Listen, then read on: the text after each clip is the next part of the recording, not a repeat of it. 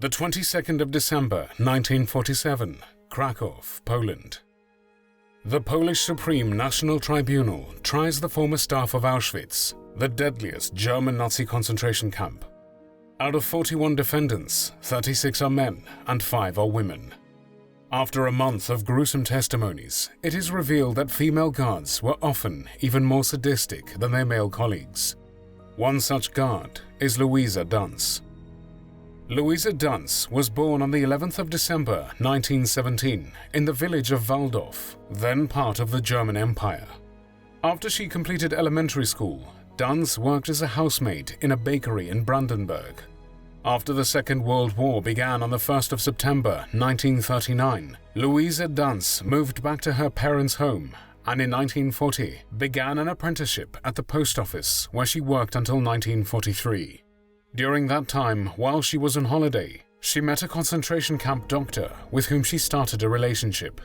It is believed that this was the reason why Luise Danz began her criminal career as a concentration camp guard.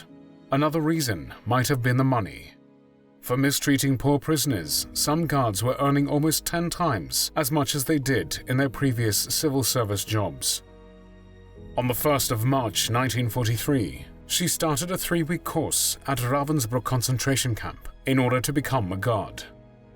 After she completed her training, she served in various concentration camps during the war, such as Majdanek, Kraków-Płaszów, Auschwitz-Birkenau, and Malchow.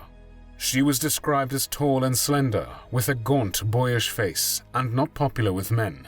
This could be the reason why she found such pleasure in torturing young and pretty women.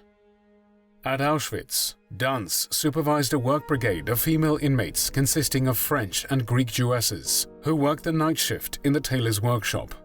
When the female prisoners were coming back to the camp, Luise Danz beat and tortured them, sometimes to the utmost degree, until they were covered with blood. Danz did not allow the prisoners neither to rest even for a moment, nor to leave the worksite, even if they only wanted to get a drink of water. On the other hand, she was partial to those prisoners who rendered her services or who brought her gifts.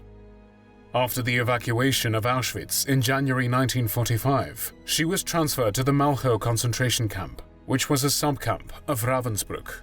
Luise Danz became the camp's commandant. At Malchow, 900 female prisoners had to do different types of forced labor, such as work in the local explosive factory, produce mines, or build canals. After the prisoners arrived in the camp, Danz took their warm clothes away and did not give them any blankets. As a result, during their first days in the camp, the poor woman had to sleep in the cold, without anything to cover themselves with, and the inmates had to huddle together for warmth.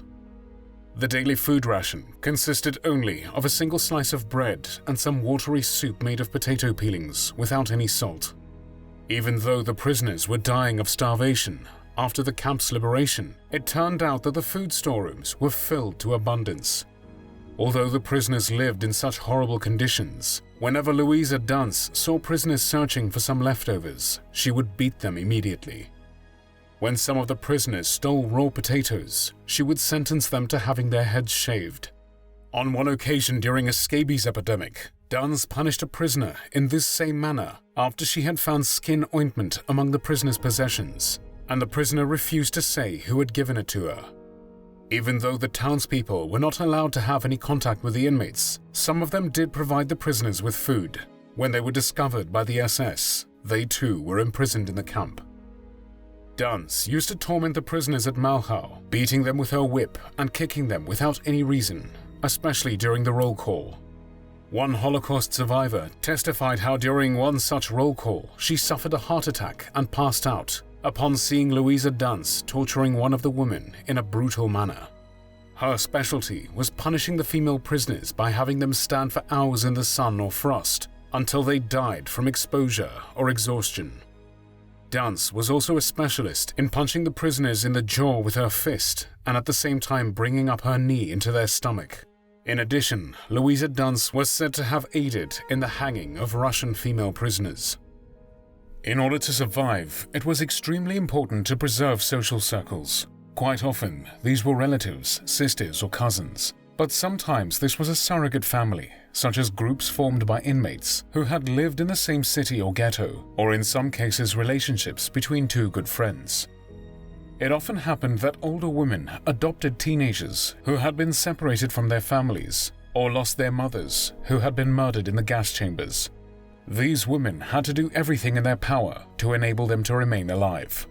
As one Holocaust survivor later explained, lonely women were a rarity in the camp because being alone meant near certain death. Everyone without a close relative or a good friend had to have a Lagerschwester, meaning camp sister. Having a sister, a cousin, or a friend in the camp with them was sometimes the only thing that gave them the courage to go on. Each lived solely for the other.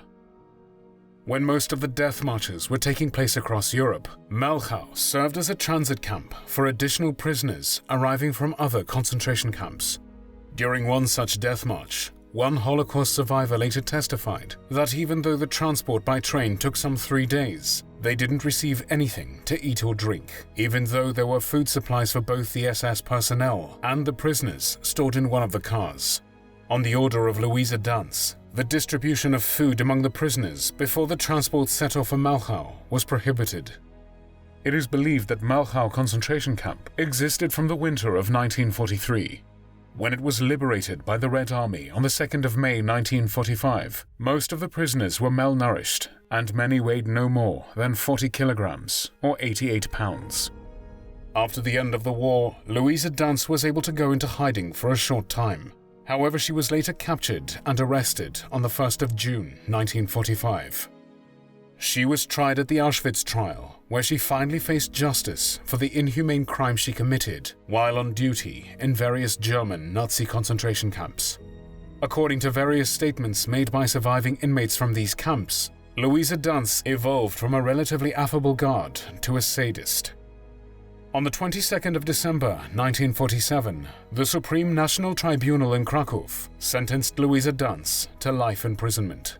However, her life imprisonment only lasted 9 years, as she was released in 1956. She started a new life, hoping her crimes would be forgotten. However, she was wrong. She lived undisturbed in seclusion for many decades until 1996, when she was tried again before a German court. The reason was that new evidence emerged accusing Luise Danz of murder. When one teenage girl of the Malchow concentration camp begged Danz to be allowed to stay with her mother during the death march, instead of answering, Luise Danz kicked the poor girl to death on the spot. Because German doctors said the defendant Danz was too old to be able to withstand court proceedings, the charges against her were dropped 1 year later in 1997. She was 91 years old when she died in Walldorf on the 21st of June 2009. There were no tears shed for Luise Danz.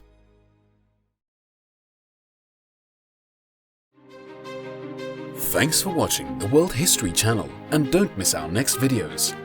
Click the subscribe button now for more interesting clips. Give us a like and see you in the following episode.